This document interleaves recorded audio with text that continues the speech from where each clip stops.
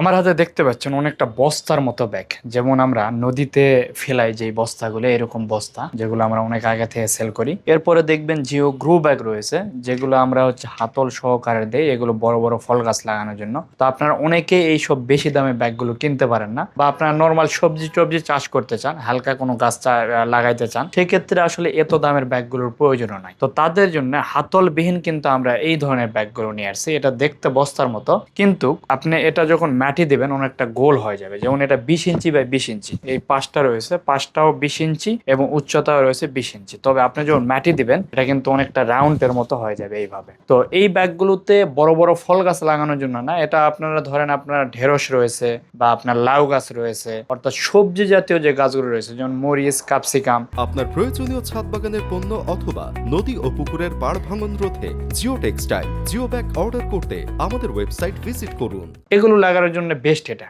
আর যদি মনে করেন আপনার উচ্চতা বেশি মনে হচ্ছে, তাহলে দেখেন 24-12 একটি সাইজ রয়েছে আমাদের। এই সাইজে এই দিকে রয়েছে হচ্ছে 24 ইঞ্চি, এটা এই পাশে, বাটের উচ্চতা রয়েছে 12 ইঞ্চি। এটা তো যখন আপনার মাটি দিবেন, মাটি দেওয়ার পরে এটা অনেকটা আপনার বেডের মতো হালকা মনে হবে, এরকম বেডের মতো আসবে এটা এইভাবে।